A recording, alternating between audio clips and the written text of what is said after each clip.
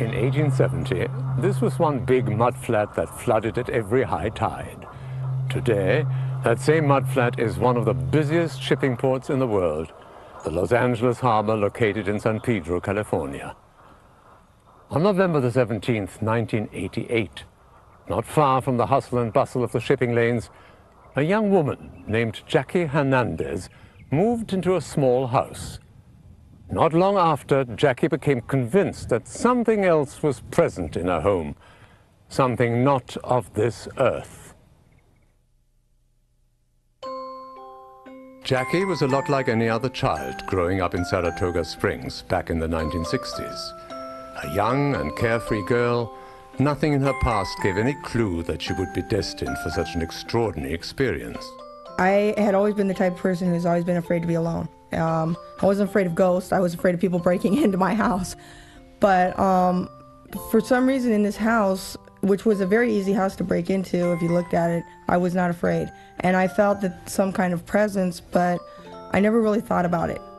The presence Jackie felt in the house would soon turn into something more. I remember the very first thing that happened was when I walked by my desk, and Al was sitting at the desk and a friend of mine was sitting on the couch, and when I walked by the desk, I wasn't close to it, I was a couple feet away, but it was as if this thing came tumbling at me. It was a pencil holder and the pencils came out, and I knew I didn't touch it, and I remember looking at Al and him looking at me, and with this question, how did that happen? In February 1989, the haunting would become even more terrifying. She observed the apparition of an old man sitting on this bunk bed in her children's bedroom. Every time I've seen him, he's always been cross-legged. He's got a grayish, he looks like he's a corpse. It looks like a corpse. And he's got a grayish tone to him, and he's wearing a red flannel shirt, and his shirt is tucked in, his pants are high waters, and they're like the old gas attendant's pants. Not long after, Jackie's girlfriends began seeing strange phenomena as well. This painting suddenly flew across the room and landed on the kitchen countertop. Susan Castaneda, Jackie's neighbor, claims to have personally witnessed paranormal phenomena within the home. I don't know what it is, but I saw it, and I smelled it, I experienced it, I felt it. It touched me, it talked to me, it communicated to me, it did things here at my house to let me know that it was there. While in her presence, this lamp suddenly took off from a small table and crashed to the floor. I heard a big thump. I thought a bookcase had fallen. One night when Jackie went out of town, her friend, Darlene, agreed to babysit her two small children, Samantha and Jamie. When I looked in from the living room to the bedroom, it looked like it was so far away, you know, and then I heard a voice saying, "Don't come in here." It was real spooky, you know, real scary. It made me feel like it would be violent if I did, you know, go into the restroom. Jackie grew restless as the days wore on. On another occasion, Jackie observed a stream of water mysteriously pouring out of this light switch.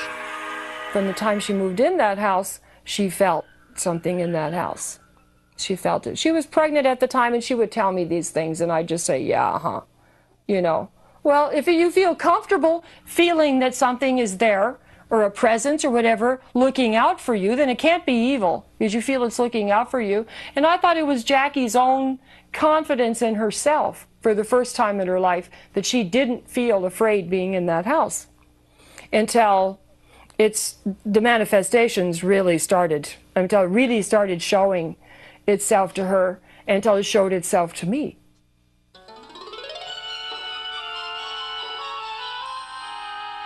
Susan Castaneda told Jackie she'd recently seen a group of parapsychologists on a local television program. Jackie decided to give them a call. That call would lead to the involvement of these three men in search of the unknown. Dr. Barry Taff, parapsychologist, has investigated well over 2,500 cases of poltergeist phenomena. It was he and former associate Kelly Gaynor who researched a classic 1974 case made famous in a movie known as The Entity. Barry Conrad, TV cameraman, has shot over 5,000 news and feature stories for television. An Emmy Award-winning photojournalist, Conrad has worked for both the ABC and NBC affiliated TV stations in Ohio and Colorado. Throughout the 70s, Jeff Wheatcraft was an elementary school teacher in Omaha, Nebraska. In 1980, he moved to New York City to pursue photography.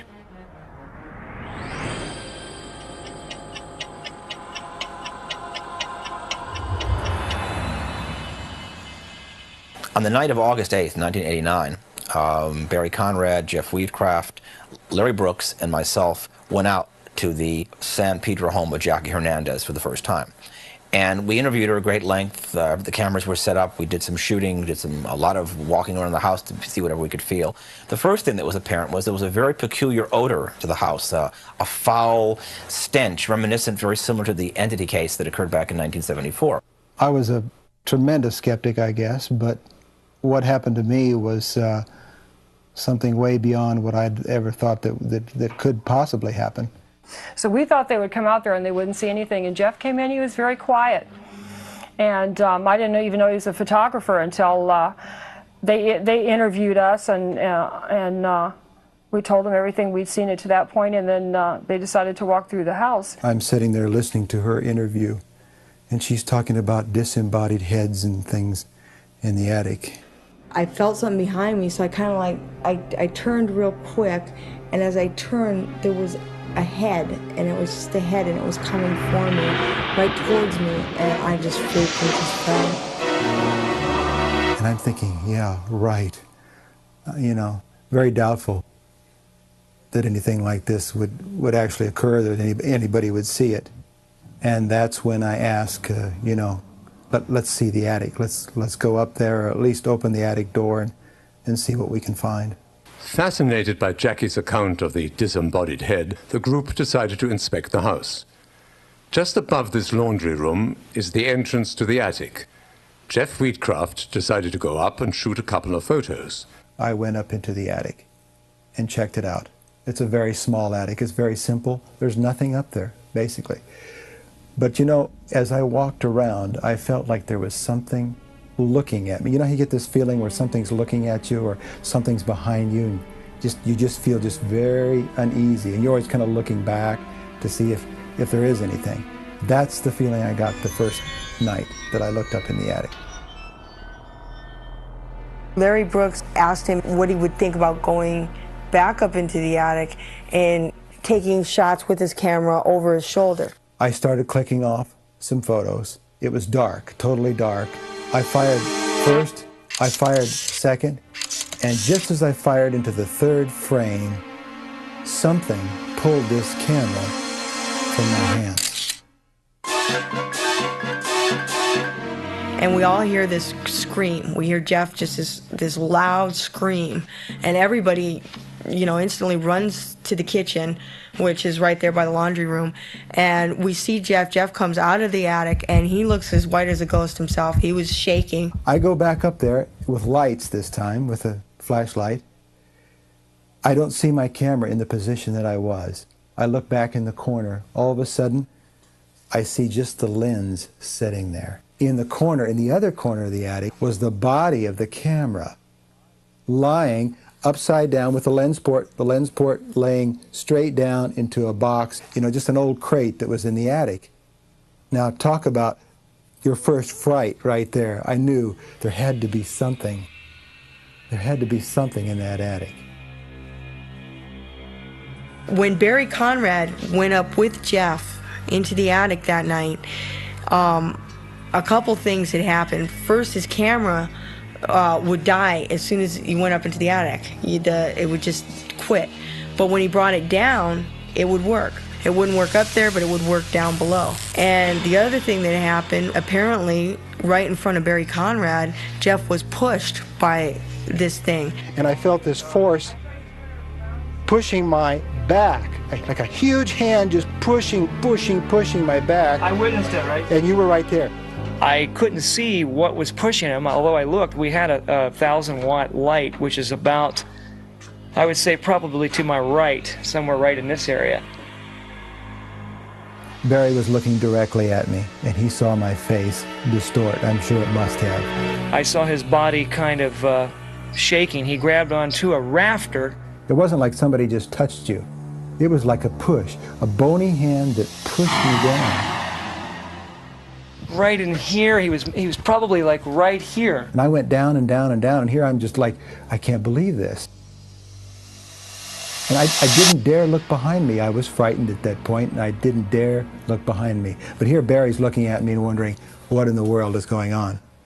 A few moments after Jeff and Barry left the attic, loud pounding noises began to emanate from the ceiling. And the whole feeling of the room just changed. It went from, all of a sudden, from being just an interview to something that was actually happening. I mean, this was actually happening and nobody could explain it. What happened? It's something grabbed that out of my hand. I'm not kidding, somebody grabbed the whole thing out of my hand. Just now. Just now. It grabbed the whole thing out of my hand. Run. Yeah. Okay. Hear it? Hear it? He's walking back and forth up there. It is walking, definitely. Yes. Quiet, everyone. Shh, quiet.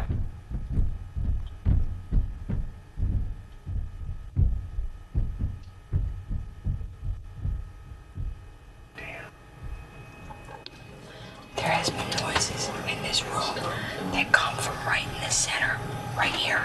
Go ahead and talk. Go ahead and That's talk. where the noises come from. Sometimes there's a noise like a deep hum, and it's come from right here in midair. It's come from right in the center. So you've heard noises in this room? Oh yeah, deep humming. It comes from right here, right in the center of the room. And there's nothing here. Were you ever pushed that hard? Boy, that thing pushes hard. I was pushed hard. I was pushed hard on 2 occasions, very hard, where I could feel the imprint of the hand on my back. Now convinced that a ghost was indeed present in Jackie's attic, Jeff peered once more into the eerie blackness. The atmosphere grew tense and silent.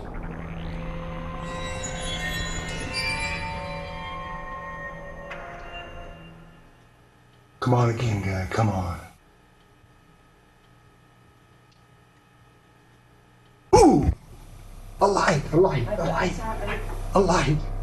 I get on top of the wash machine, I'm looking up into the attic, and I see 3 flashes of light. I saw the bright light, probably about as big as this lens opening here, and then the last thing I saw was a pinpoint, just a real little pinpoint of light. Then, after the 3 flashes of light, I'm thinking, maybe I'll see something more. All of a sudden, it's dark, and I see a black mass moving in the attic. Oh, shit. What? Saw it again? What? There's something moving in the darkness, and I can just see it move. It's huge. Barry, you said you saw something moving in the darkness. So why don't you get up here and can you put your head through? There's the light again. There's the light again. It's real fine pinpoint this time. It looks like it's getting smaller. Really? Yeah. It was too fast for me to even... Can't see it from where I am. It moved slowly across the attic. And then just like it dissipated. I could see it enough because there was enough light being reflected up into the attic, so I know that it was something black that was moving. Yeah. This was big, and this was a mass that moved. It was a black, I could see it still moving just with the light that was coming through here.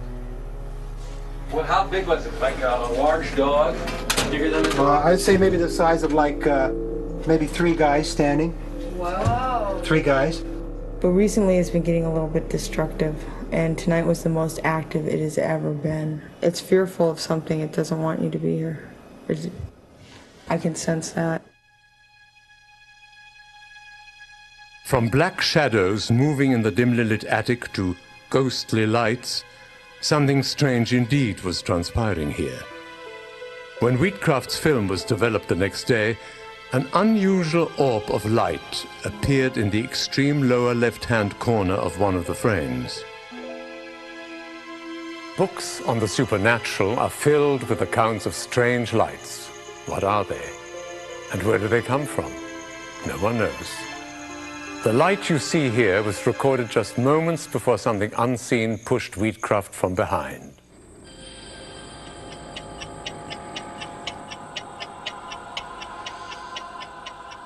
It is 3:16 a.m. No, 4:16 a.m. Everyone just left except us in the house. Things are starting to drip out of the cabinets. Nobody believes us, but it's happening, right, Jeff?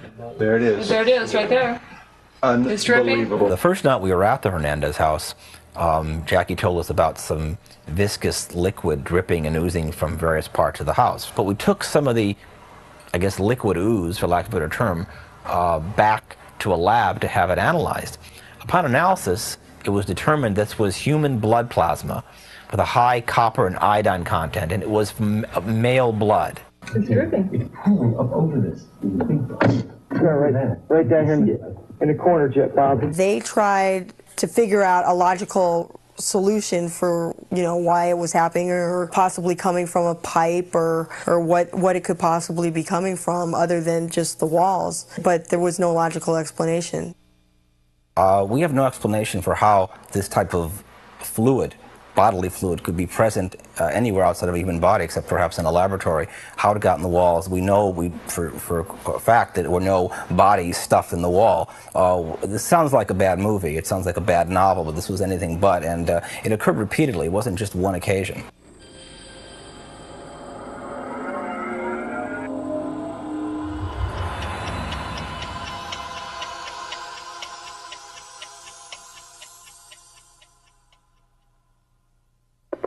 This is Jackie. It's 10:30 Monday morning. I got a picture of it. I think I got about 3 or 4 good shots of it.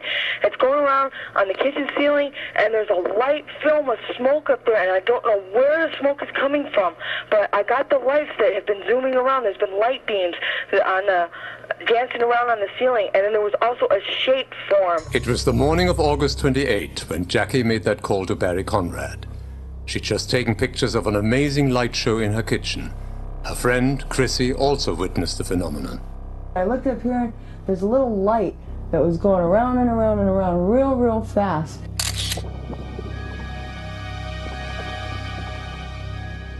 And by this time it was all clumped here, and it would divide and it would go back together, and it was like little jelly balls.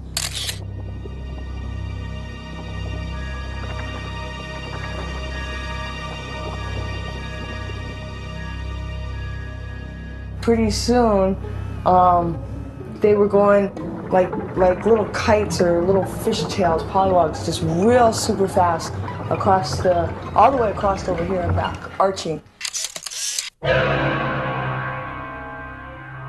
When the balls of light were on the ceiling, it was very frightening. I had just woken up from a night's sleep, and I looked up on the ceiling, and there were these lights flying around, and my first reaction was like, oh my God, what is this? What is this? I want to get out of here. And in the meantime, Jackie was just taking pictures.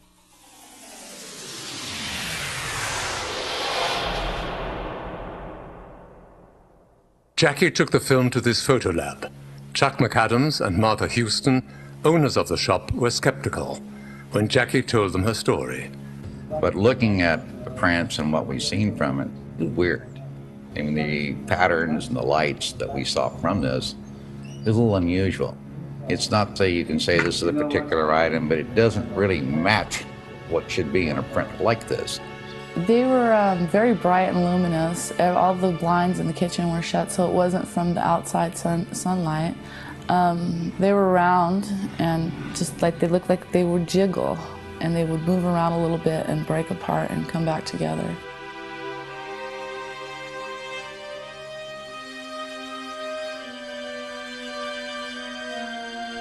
I heard it breathe last night.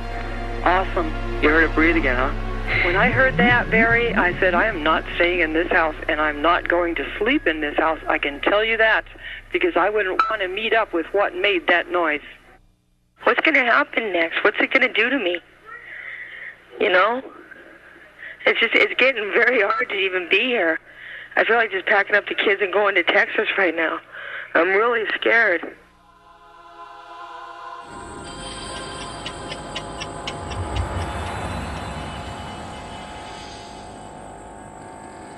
On September the 4th, 1989, the haunting in San Pedro became something more than just another ghost story. In fact, it became a matter of life and death. Right now I'm feeling totally drained. totally tired and totally on edge, and I feel like going up there and killing it again. I'm about to snap on it, and then it'll probably snap back. I couldn't take being in that house any longer. Barry had spent a few nights over at the house trying to investigate it more, and he was exhausted. I was exhausted, and he left, and that day, just things started happening. We receive a frantic, and I do mean frantic, call from Jackie Hernandez. We listen to it on the machine, and she is frightened out of her mind. I'm not staying here, Barry. I'm out of here. I gotta get out of here. I can't stay here. The objects were being thrown across the room. The kids' toys were being levitated off the ground. I was just ready to just jump in the truck and just drive until it ran out of gas, because I had no money at that time. I just wanted to get as far away from the house as possible. Lost her. Jackie? Yeah, I heard it flicker. Lost the line. Jackie, you cut the line. The phone conversation was interrupted. The call was interrupted by, it was disconnected. Jackie? Jackie? We were talking. Hello? You just cut the line. What happened? Are you guys there? Are you guys there? Yeah, yeah. You know, she won't get any sleep. We better go down and get her. Jackie? What? We're going to come down and get you. Okay? Okay. All right, we're coming right now. Okay, hurry, please, hurry, please. I don't know how long I can stay here. We're leaving right now. Okay. Bye-bye. Bye. Okay, bye.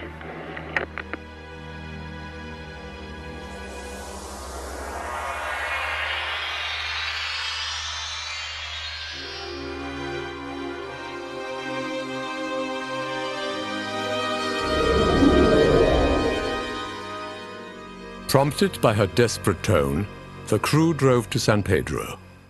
When Barry and Jeff got there, I thought that they were going to come pick me up and we were going to leave.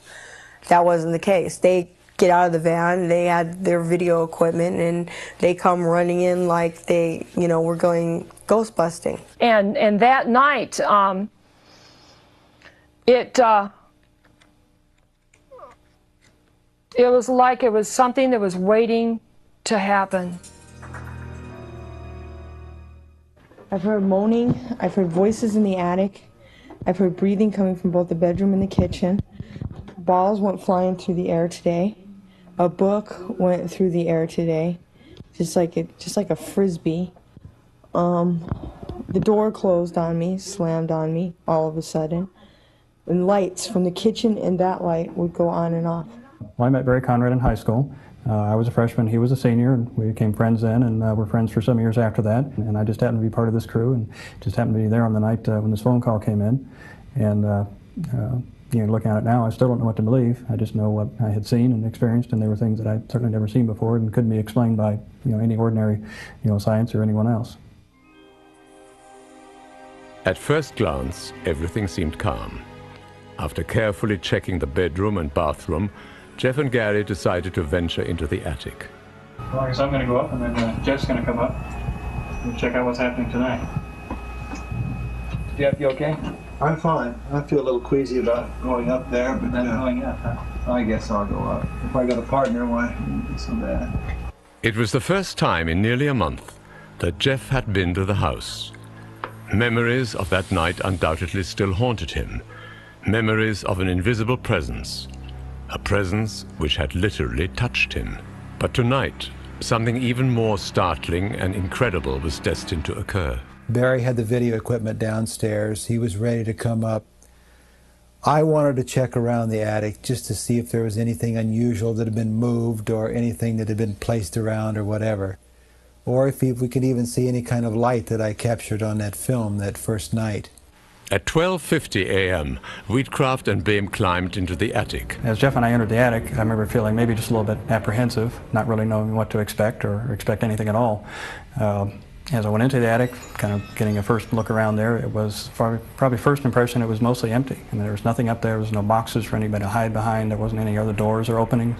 But the only real object that was there was a grape crate, just a small grape packing crate, and that really was about it. It's a wimpy thing. It comes out when I'm here alone, and then when people are here, it doesn't come out. We only had two things with us, Jeff had handed me a camera, just a small little 35mm camera, and Jeff had a flashlight. Barry, on the other hand, did not go up into the attic because since the first night that it messed with the video camera and wouldn't work up there, he decided to play it safe and he never took his camera up after that. I remember spending probably just maybe 5 or 10 minutes up in the attic. All of a sudden, Barry Conrad looks up into the hole and he says, "I think there might be something happening down here. We hear something." Did you guys just shine a light down here? No. No, that didn't look what I like. No, that's not what I saw. Right after I see this light, another amazing thing happened. There was a sound in my left ear, and I'll never forget this. It just sent chills down my spine, and it sounded like someone snapping their fingers. It was just as plain as day, and it sounded just like this. What's it doing? You know, Jeff, It's snapping. I fully intended to come back here and tell you I didn't think this was a good idea for you to go up there. Just like that. Just like somebody just snapped their fingers right in front of your face. And I looked at Barry, who had the camera, and I looked at Jackie, and Jackie looked at me. We all looked at each other like, who did that? Who did it? And all of us at that instant said, "It's down here, come down, come down, come down out of the attic," because we were very frightened. After Conrad shouted for them to come downstairs, Boehm approached the opening. Wheatcraft, still near the center of the attic, prepared to take one step. It was the one step he'd never forget.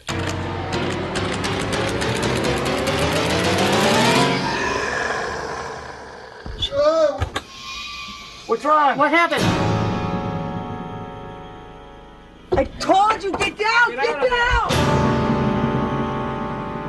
There was a momentary space in there where everything went black. Jeff Wheatcraft was physically attacked in this attic on September 4th, 1989 by an invisible force that actually pulled him up onto a nail protruding from a rafter beam and actually tried to strangle him to death. I don't remember being lifted up there, but I was actually hung. I was hung in an attic, and he helps me off of this nail. He had a horrible time getting Jeff down from there, and those were very anxious moments that passed because we didn't know whether to go up there or what. We knew something happened. Gee, this isn't a good idea. This isn't a good idea. This isn't a good idea. And what happened was I found Jeff was not standing upright. He was over like at a 45-degree angle, and he was entirely wrapped around one of the slats holding the roof up. I mean, his legs, he was like basically off the floor because his legs were wrapped around this beam. It was like he was like wrapped around there holding onto this thing for dear life. The expression on his face, though, indicated almost like he didn't even know what was going on. That was like one thing that impressed me about the expression on his face. I mean, it was obviously, he was like scared and knew something was happening, but it was like he didn't know what. And can you imagine just coming out of that dark space of time that I lost? I mean, I felt so out of control.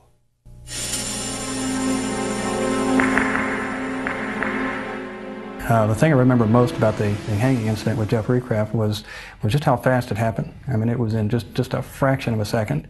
I had taken maybe 2 or 3 steps away from him, and then bang, he had called out, and there he was. What's wrong? What happened? People have asked me, why did I take these pictures? Why I didn't run help him? When I took the pictures, I couldn't see.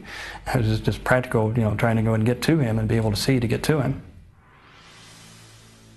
He was like very, very stiff.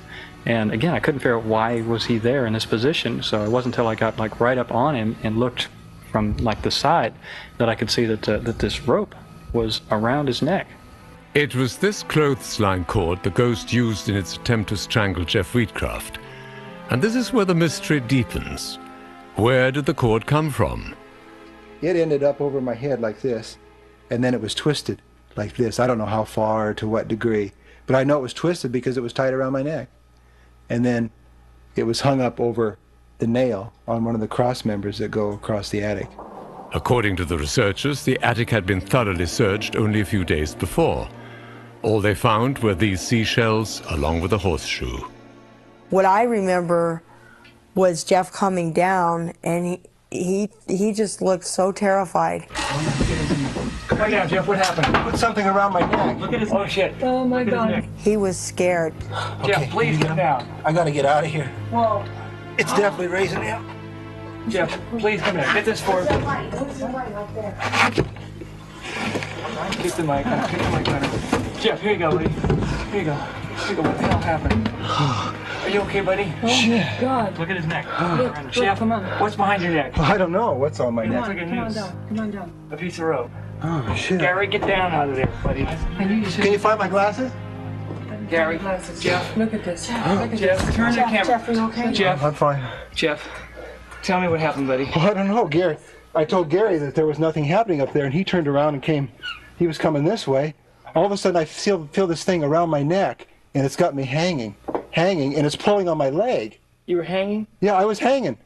Gary had to bring me down. What has happened, actually? I'm pulled to the side of the attic, and there's nobody up there, and I know that Gary's standing there, and, you know, he has nothing to do with it. He's at a distance from me. I see the flash from his camera. I remember that. And I know he said something to me, but I don't recall exactly what he said. But here I try to rationalize this in my mind, and I just can't do it. It's that frightening.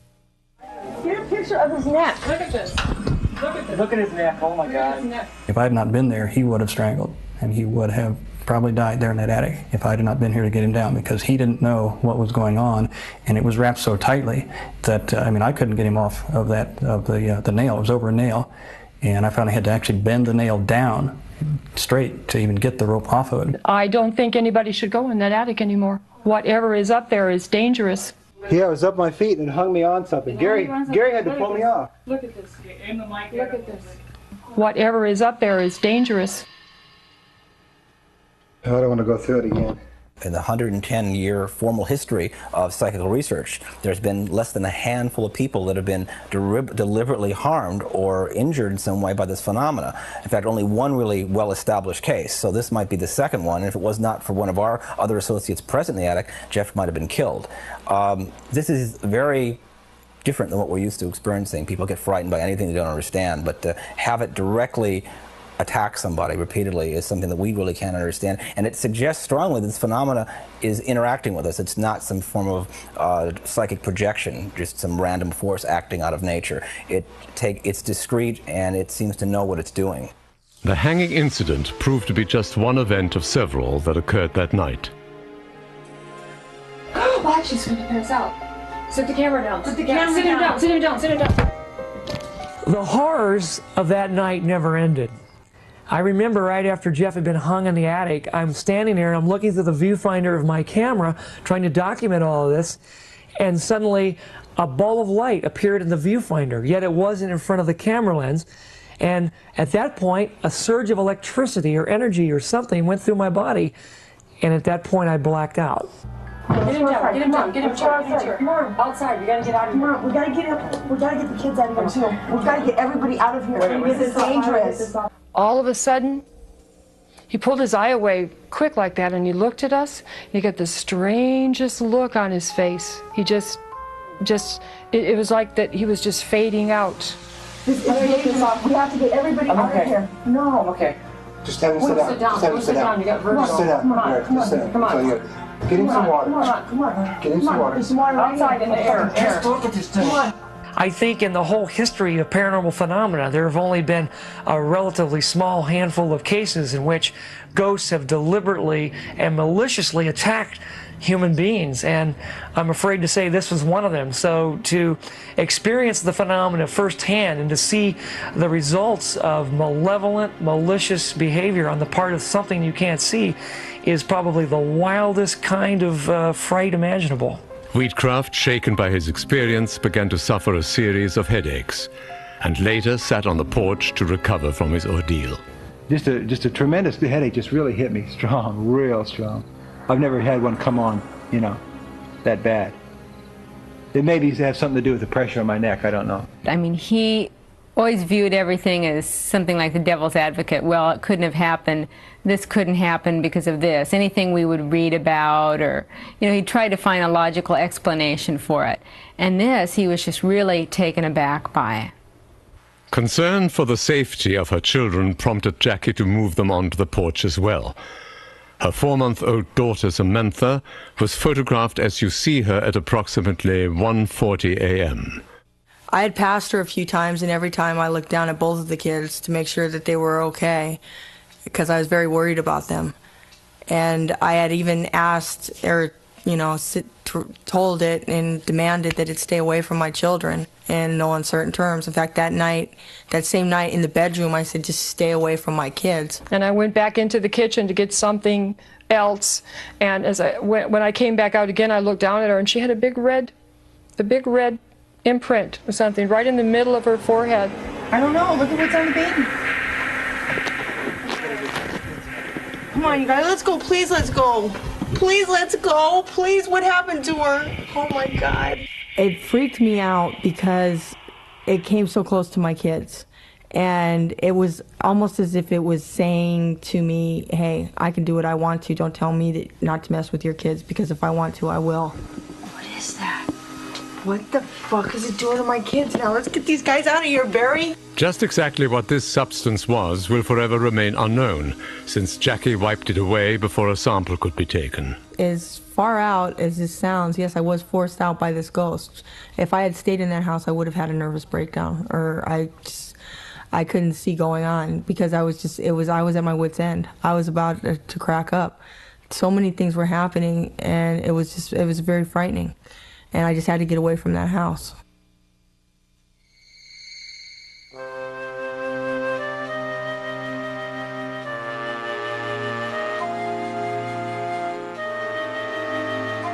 By 3 a.m., Jackie and the research team left the home. It was only a short time before she made the move permanent. As for Jeff Wheatcraft, it was the last time he set foot in the San Pedro house. But as you will see, it was not his final encounter with the phenomenon.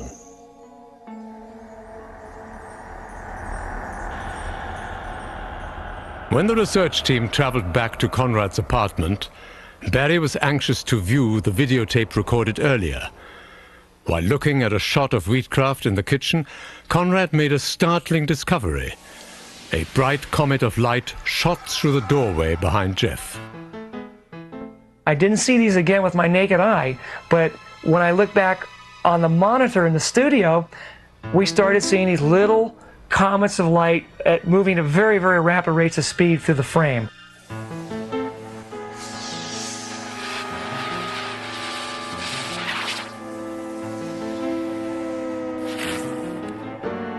Later on during our investigation, we found many more of these lights, which led us to believe that this was some kind of unknown form of energy. The phenomena it's displaying, besides the psychokinetic manifestations of objects moving, it's displaying visual materializations in the sense of corpuscular masses of light, like balls of light, similar like St. Elmo's fireball lightning, but these aren't in any way, as they do not occur in this part of the world to begin with. But it seems to be following the woman. It manifests these corpuscular masses of light, and it seems to be malevolent or belligerent in nature, which the entity certainly was. Whether this is the same thing or something analogous to it, we don't know, but it's unique because the phenomena seems to be directional. It's aimed, it's focused, it's not some random force, we just happen to be there. It seems to go after certain things with a specific intention behind its actions. Some of the more spectacular lights that I photographed were lights that occurred later on in the case. We recorded a sort of pea pod looking light. It looked like an object with 3 little cotton balls in it, and it actually traveled throughout the frame, and it disappeared for a frame, actually blinked out for a frame, and one object actually entered her head.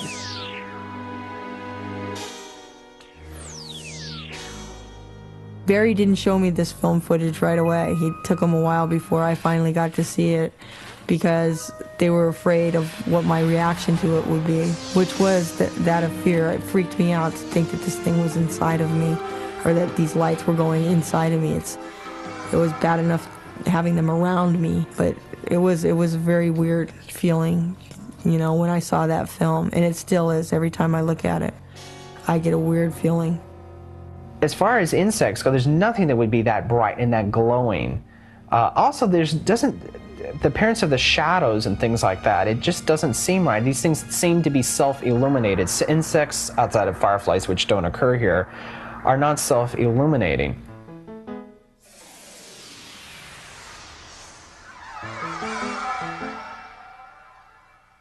These lights are much more focused in a line. They curve very, very easily. Insects tend to be much more herky-jerky, more scattered in the way they go, tend to flutter much more, and go slow and fast at the same time. This was very constant in its speed. I remember Barry Conrad videotaping constantly. He would walk into my house with a video camera on his shoulder, and he would very rarely put it down. And he was outside filming the exterior of the house, and he walked around to the side, and I was behind him, and the gate that was on the side of the house, it was a wooden gate, it opened all by itself.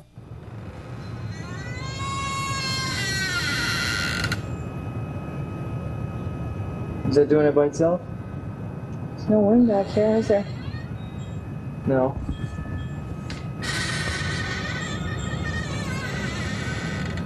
I don't remember seeing the ball of light, but when we played back the video that he took of the gate, there was a ball of light that flew by.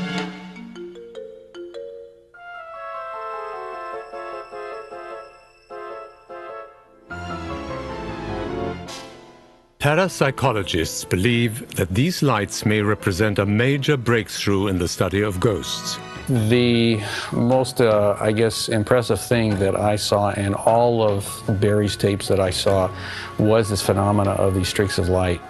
Basically taking all of them into account, and I saw maybe 2 dozen or 3 dozen events over maybe 6 hours worth of tapes, is that there's no real logical explanation for them. They have too much of a unusual phenomena. I'm convinced that they emit their own light, number one. They all have a very smooth flight path. Bugs, insects are very jerky in their motion. These were all very well-defined paths. They all had basic characteristics that were common. I personally, looking at them, cannot explain where they come from, what they are. Considering the whole situation that Barry is investigating, the possibility that they could be an apparition, I think is very strong.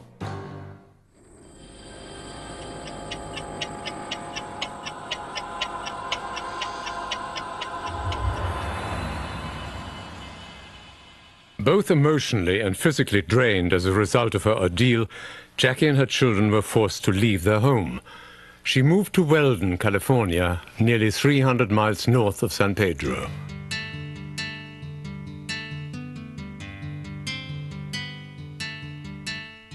Jackie felt a certain sense of serenity as she and her family adapted to life in this modest mobile home.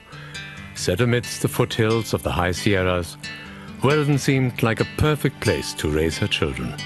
But all of that changed in April 1990 as her worst fears were realized. After moving up into Weldon and settling into the trailer, I was still afraid of the nights, even though I knew in my own mind nothing was at the trailer. Because as far as I was concerned, what I had experienced in that house in San Pedro, I had left in that house in San Pedro when I moved out. It started here in this storage shed. Bizarre scratching sounds seemed to emanate from the structure in the middle of the night. Not long after, she began to see the weird lights again. And then, in late March 1990, this bedspread in her daughter's room mysteriously caught fire after Jackie and a friend had sighted an eerie black shape floating in the hallway.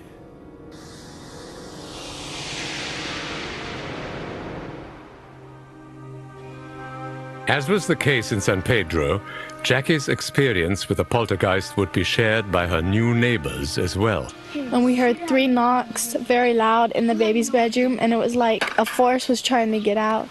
And it was just, it would go 3 times and it would stop, and it would go 3 more times. And I was freaked out. I did not want to be in the house at the time. When it got dark and I was alone, I still would have to wrestle with myself, and I was still going through the ordeal, I guess the after effects or whatever, of what had happened to me before. I was still traumatized, I guess you would say. What am I gonna do? I can't stay here. I can't stay home tonight. Maybe I can come over? Huh? Maybe I can come over? everybody's out. I'm looking around, all the lights are out, everybody's out.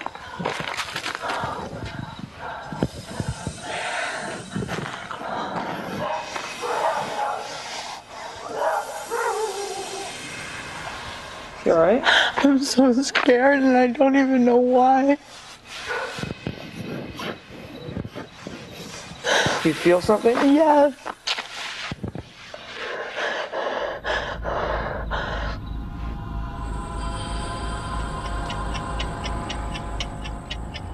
And it had been covered with a blanket for 6 weeks, 2 months. And when we uncovered it and moved it away from the side of the building, my wife was on the other side of the TV helping me push, and she said, "There's a face in there." And she was all animated, and I was directly opposite from her, and I saw it from a different angle, and I said, "No, it's dirt," and I reached over to wipe it off, and then I saw the face.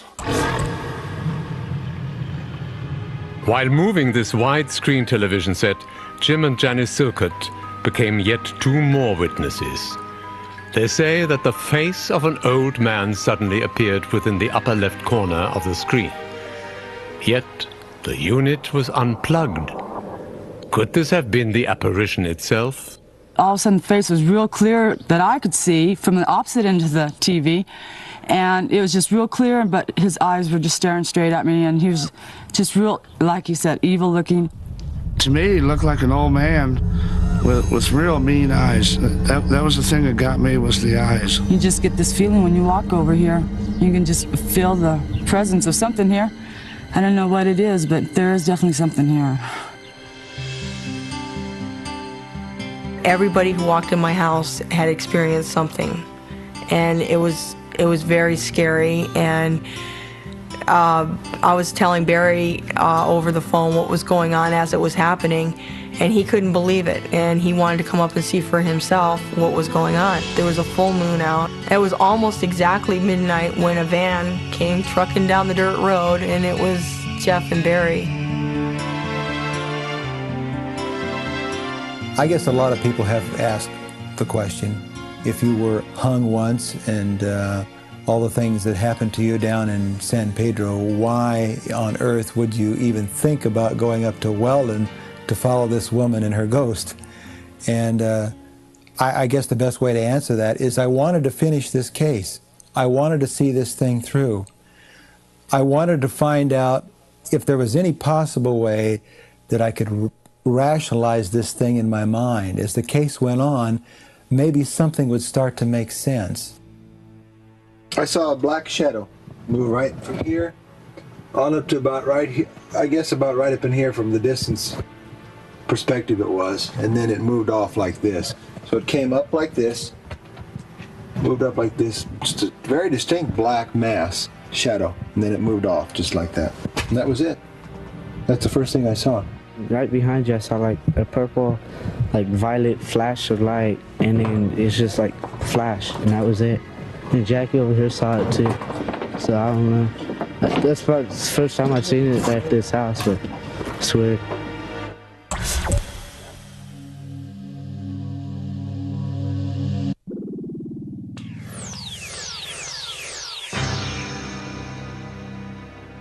What is this image doing in Weldon, California, flying into a storage shed behind Jackie Hernandez's new home?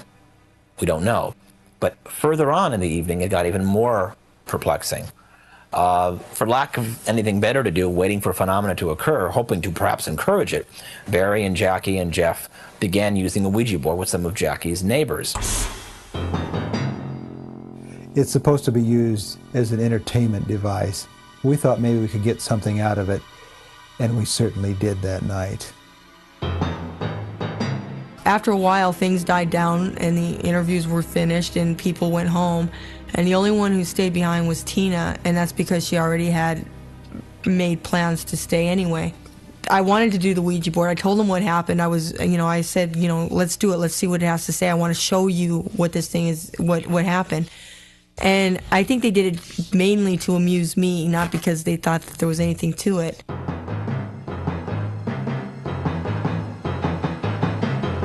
Within those next few hours, astonishing paranormal phenomena occurred. Barry and Jeff, along with Jackie and Tina, were made witness to an awesome spectacle of supernatural power. Once we got back in the trailer, it seemed like I was okay for a while, and the place was real cold. It was so cold in that trailer that we had to light a fire. Right away, things started happening. The table started shaking. It started answering questions so fast that you had to write down the letters, and we didn't know what it was saying until after all the letters were written down and we could put together the words that the letters formed. We received more than just messages from this entity. There was a whole range of psychokinetic phenomena at work in this room. The table shook violently. At times it would shake very violently, and the candles would flicker on and off, and it was just strange. And I seen that pointer on the board moving around, and everybody could barely keep their fingers on it, let alone move it themselves. This thing actually communicated in full sentences and words. I have never seen anything like it. I've seen people play the Ouija board before, where maybe you get just a couple letters here and there that are similar to something that you can kind of make out. This thing actually spelled perfectly, correctly, special words, everything was perfect. During the Ouija board session, the entity actually answered questions asked by the group. The researchers were startled when the entity told them that he had been murdered, held underwater in San Pedro Bay in 1930. And when asked how many ghosts reside among the living, it spelled out, "Phantoms fill the skies around you." This night was incredible. We were like, it seemed like direct communication with whatever was talking with us. And whatever was talking with us had a tremendous amount of hatred. This thing was filled with hatred. It was doomed to wander. That's what it said. We're sitting there, this table's vibrating. You just had a feeling something was going to give, and it did. I ask it, why are you focusing your energy on me? Why me? And it spelled out, because you are the likeness of my killer. And then Barry asked it, is there anyone in this room that you have hate for? And it spelled out my name, Jeff. And it was at that exact point, whatever it was, hit me directly and drove me against the wall of the trailer. Jeff was picked up, the chair and everything was levitated off the ground and slammed against the wall. When Jeff flew back against that wall, it wasn't a stumble. His chair came up off the ground and went straight back. Well, I personally saw a man levitate right in front of me and get thrown against a trailer wall with unbelievable power.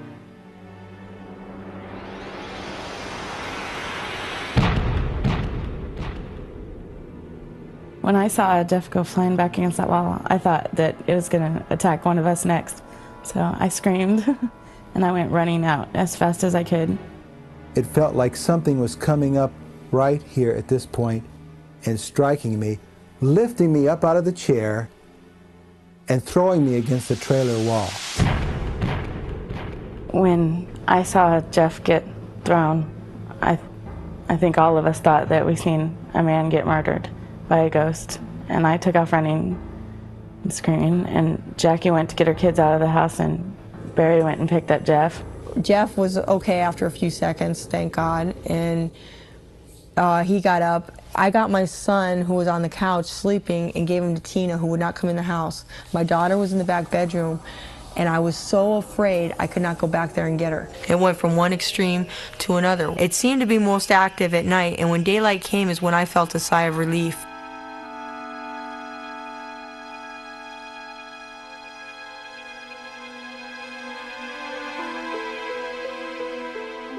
Intrigued by what he had seen, Barry Conrad decided to visit the News Pilot, the local San Pedro newspaper. While searching through records of old newspapers stored on microfilm, Conrad discovered an interesting article dating back to 1930, the year the entity claimed it had been murdered. The body of Herman Hendrickson was discovered near the 22nd Street landing. When his body was found, authorities believed he may have met with foul play. According to the death certificate, examination of the body revealed a compound fracture to the skull. Due to lack of evidence, however, the man's death was ruled accidental. Herman Hendrickson was a seaman. He worked on this ship, the Astoria, a lumber steamer commissioned by the Hammond Lumber Company back in the 30s. It made me feel extremely excited to think that there was some kind of a link here to something beyond the grave. But we found a man in the newspaper that correlated to the information that we had received through the Ouija board that someone had been murdered, perhaps, held underwater. Indeed, the entity said he'd been held underwater. After discovering the death of Hendrickson, a question was raised about the knot used in the hanging of Jeff Wheatcraft. Whoever made that knot knew what he was doing. He was connected some way with the ocean. Back in the 30s, they all used it. It's been used for hundreds of years. Well, here's your bowling. That is a very common knot. It's used every day by seamen, by fishermen. It has been said that the sea does not give up her secrets easily. I suppose that statement could very well apply to the mystery behind the death of Herman Hendrickson, whose body was found not far from here. Is it possible that the ghost of a seaman dead nearly 60 years had returned from its watery grave to haunt an innocent victim? It's an enigma that no one may ever solve.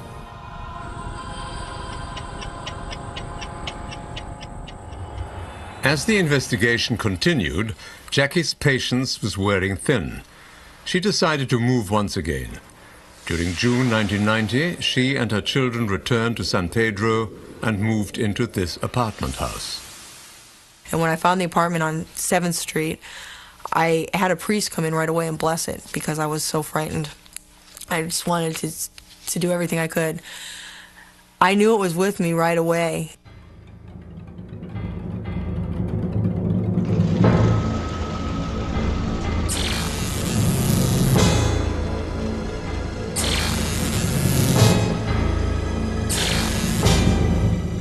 A few weeks later, Jackie shot this amazing series of photos.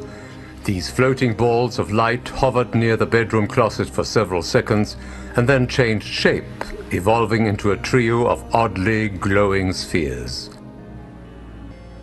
It was a ball of light that was hovering above the floor in the bedroom. And I was programmed by Barry very early on to get pictures of anything like this happening. And I enjoyed getting pictures. I mean, I wasn't frightened by it at the, when I got the pictures. I was excited to get pictures that no one else would get and to prove that I was seeing what I was seeing, get it on film. So I took the camera, and it was just a regular Instamatic 35mm, and I started taking pictures with and without the flash and different parts of the room and trying to get different angles. And the light was the same as it had been before. It was a bright white light that would separate and become two, and then it would separate again, and it would go back together, and it was a bright glowing light. It was about 6 o'clock, 7 o'clock in the morning. The sun had been up. It was pretty well lighted outside. And if I used the flash, it didn't come across on the pictures. But without the flash, the light was so strong, it illuminated the carpet. You could see the illumination in the carpet almost like it was like a light bulb that was just hovering above the floor. And that was the most incredible shots I had gotten. In my 20 years experience in darkroom work, I've never seen these kind of negatives and these kind of photographs before. They're highly unusual. In this particular picture here, these particular items seem to have some kind of a dimension to them. In other words, they seem to be ball shaped. It's almost as if you could grab them like you could a ball.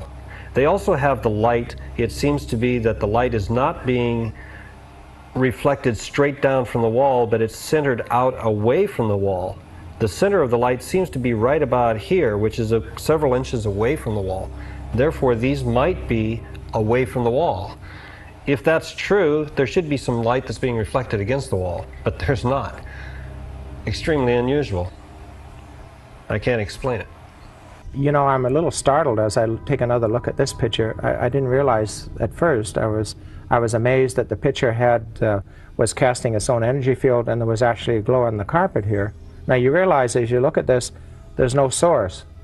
There's no source to this. There's no beam of light coming to this.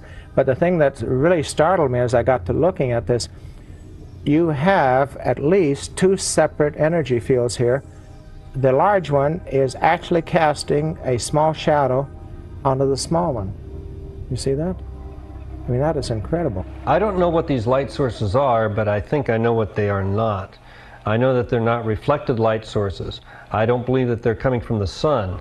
I don't believe that there's something in the room that's causing a reflection to create this kind of a situation. They're emanating light themselves. There's no way that light can be reflected from the wall down to the carpeting the way that it's being done. Highly unusual. I hope that we find out someday what they are.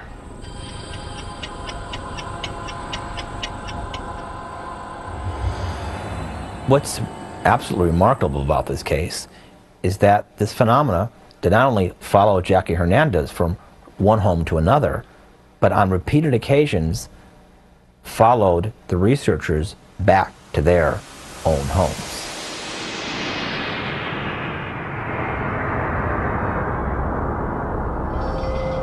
This is the second time tonight that this flame has turned itself on. The first tip-off for this thing following us was the burners, the gas burners on his stove. Every time we'd come home from somewhere, a shoot or going out to dinner or whatever, you could walk in the kitchen, and if the burners were on, you knew that this thing was playing games. But here it is, just as plain as day, just exactly the way we left it, July 5th, 1990, when we came back from eating dinner. We ate a late dinner, about 10 o'clock, 11 o'clock. Here you have two scissors laying underneath two pillows. The entity proved at least one thing to the researchers. No one's domain was sacred. Inexplicably, objects were moved. Photographs were rearranged, a jar of coffee was turned upside down, a bedroom window had been shattered, and this broomstick suddenly appeared on the stove. A lot of things happened in that apartment. There was the constant movement of objects. The night after the window had been broken, we attempted to clean up the glass, and I remember that there was this one particular shard of glass that came to a point almost like a dagger. And Barry and I together cleaned up the glass of the window, put everything in a container, took it out to the dumpster, threw it away. We walked back into my apartment, and at that time I had this small typewriter sitting on a table in the kitchen. We look over at the typewriter and we see a shard of glass just sitting with a point up, shard of glass like this, just sitting right on top of the typewriter. This was one of the pieces of glass that we had just hauled out previously. How it was moved from the dumpster to the interior of my apartment is beyond me, because no one else had access to the apartment that night. We're panning down on the floor now, and you'll see a close-up of a scissors. We had just come back from another job. We were sitting in the living room talking, and suddenly we heard a loud crash in the kitchen. We walked in, and Barry sees the scissors lying here. It was one of the same pair of scissors that had been placed under the pillow the night before. Connected with this same occurrence tonight, this beauty light apparently turned itself on, or something turned it on. We took the camera and videotaped around the apartment. We didn't see anything. We walked back into the kitchen. Everything's pretty much normal. The scissors are lying on the floor where they were. I don't see anything strange going on.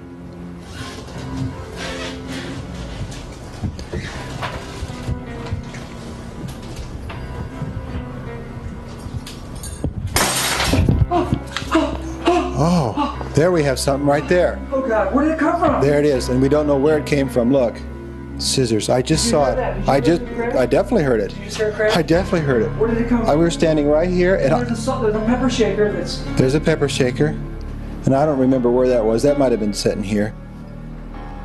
But that scissors just came out of nowhere, just right now. It just right now. Where did it come from, Jeff? Was there anything, did you see it at all fly? No, I didn't see anything. I was looking at this scissors because I thought, well, maybe something will materialize by this particular scissors. We're both looking at it, and all of a sudden this thing crashes over our head. I don't believe it.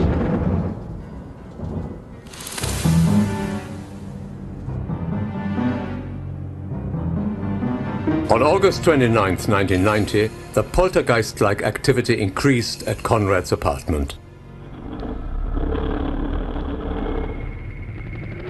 There was a moment where we walked into the bedroom, and I was shoved from behind again. Oh, you all right? You all right? Whoa. You okay? What happened? What happened? Wait, what happened? What happened just now? Hey, you were just pushed just now? Yeah. Okay, what pushed you, Jeff? I don't know. Okay, wait a minute. I was standing right Turn here. this light back on just for a second. Okay, wait a minute. Camera okay? Yeah, camera's okay. What happened was some invisible force had shoved Jeff right down onto the bed. Okay, hold it right there. This really shocked me that I would be struck from behind again, because here we thought we had left this thing down in San Pedro. Although it wasn't a huge push, it seemed like a smaller strike from a smaller source. I just got a push. I was standing right here. I was holding the video camera, the Sony. Right after we turned the camera off. And we turned the camera off. We were here talking. And all of a sudden it just hit me in the back, pushed me right on the bed. And thank God the bed was there to break my fall. I don't know if you can see anything. Okay, well, oh gosh. Yeah? It looks like, oh my gosh, was it right in here? Yeah. Okay, you have a very red mark right there. I'm going to get a close-up of that. I think somewhere in this side here, yeah? Yes, sir. The repeated attacks on Jeff were not laughed off. In fact, he had to take repeated vacations, or say retreats, away from his family, his friends, because the response he had to this was one of post-traumatic stress disorder, where it's you don't see the effects till sometime later, and they're quite debilitating. So he just didn't walk away from it and go, oh great, ghost just tried to kill me, and it's a lot of fun. This is something that I think people would be embarrassed to discuss and horrified to recall. Time and time again, Conrad's apartment was targeted by the bizarre antics of the poltergeist. On December 4th, 1990, it culminated in a blitzkrieg of ghostly phenomena. Earlier that evening, Jeff and Gary and myself had been out videotaping a Christmas party over in Beverly Hills. When we returned to my apartment that evening, little did I know that we'd have a visitor waiting for us. It did not take long for the group to realize that something was amiss. Something occurred in that apartment about every 5 minutes. I began documenting just not every single incident that happened, but anything that happened differently. So there was a thing like the burners going on. I mean, that was just one thing that I wrote down. By the next morning, I had a sheet of paper with about 30 or 40 different things that happened. Objects were constantly being moved that night, and the reason that it was very hard to document this phenomena as it was happening is because whenever you'd be in one room, something would happen in another room or behind our back. I noticed it here, Gary, when I walked out. Yeah. And I just looked around the corner, and now the flashlight is closer to the hallway.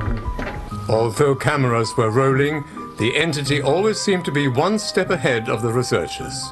We had just a slew of incidents, so we were kind of with our eyes open, always looking to see if there was anything that was going to happen. We had the cameras, both of the cameras running, and we had them in the apartment, ready for almost anything that could happen. Oh shit, there's something on your lens. What is it? Look. It's an ink mark. It's an ink mark. Black ink.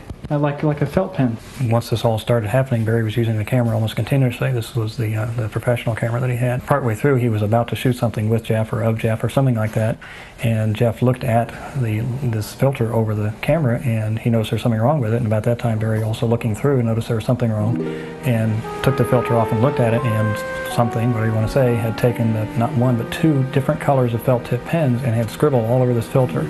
There was a little bottle of typewriter whiteout, just a little small bottle of whiteout, and amongst the things that were on the floor. And he picked up that whiteout and he set it up on top of the typewriter, which was on the table in that room. At that point, the bottle of whiteout, which was sitting in the typewriter, lifted up, floated across the room just as neat as anything, and then dropped to the floor right to the other side of Barry. Now, Barry didn't see this happening because it went behind him. All he saw was the expression on my face and Jeff, so we just looked at each other and it's like, did you see that? Kind of thing, because there was no one else there. It just as neat as anything picked up, floated across the room about, I'd say about 6 feet, and then dropped to the floor.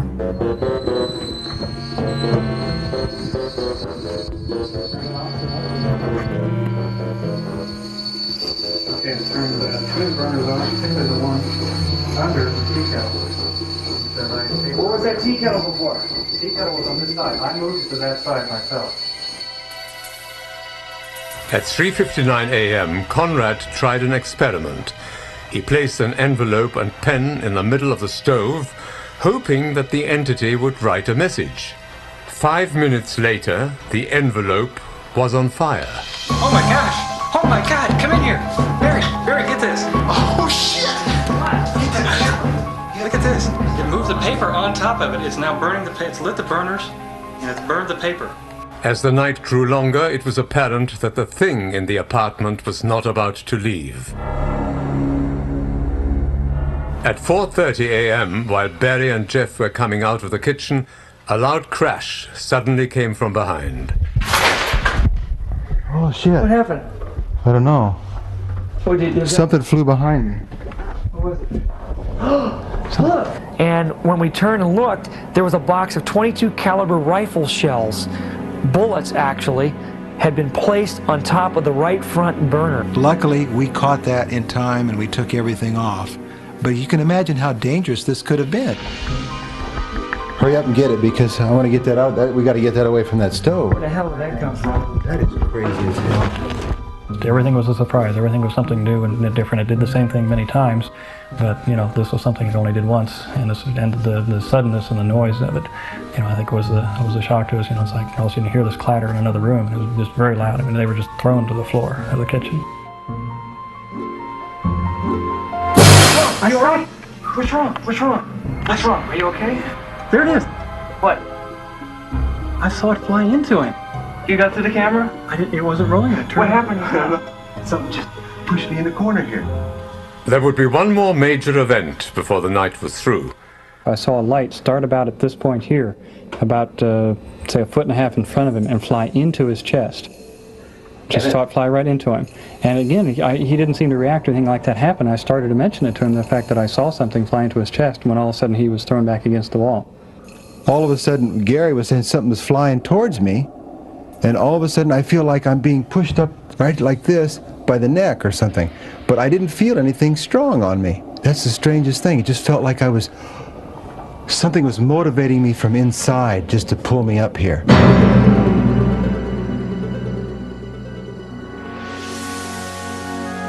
When the sun came up the next morning, it seemed that the phenomena faded away. After several hours that elapsed, something even more startling occurred. Right now, my editing bay, the lights are blinking off and on. I've never seen this happen before. Looks like the channel 1, channel 2, and video lights are going on and off in sequence.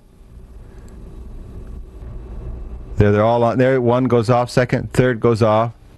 When I saw this, I was very curious to examine the tape. We counted the number of frames in the motion picture between each of the lights flashing on and off, and found them, from their time code markings, to be different. The intervals between one light going on and another going off were different. This tells me that it was not the computer or any machine sequence providing an exact time. Since I know this particular equipment to be extremely reliable electronically, and seeing lights go on and off, which are shared by the same wire to the slave machine. I knew this was impossible for this to happen without someone pushing these buttons. Even stranger yet, when these lamps went on and off, the corresponding lamps, which are slave to this same cable, stayed lit all the time on the slave deck. Strange operation indeed.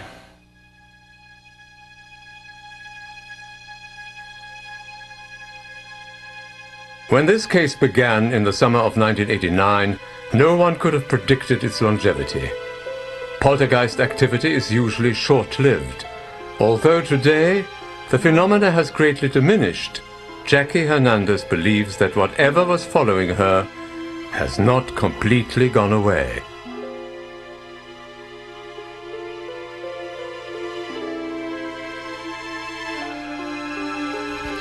Today, there's hardly any phenomenon. I'm not afraid anymore.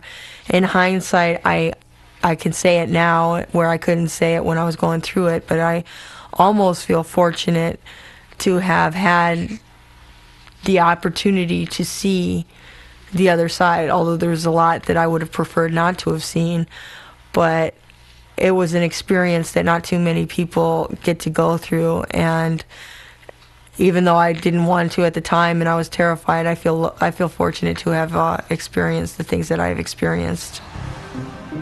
Were spirits of the dead responsible for the haunting of Jackie Hernandez, or some other freak of nature? Strange colored mists, blood plasma, balls of light, and an attempted hanging, all part of this unknown encounter. Are these not grounds for believing that something beyond this world lurks out there?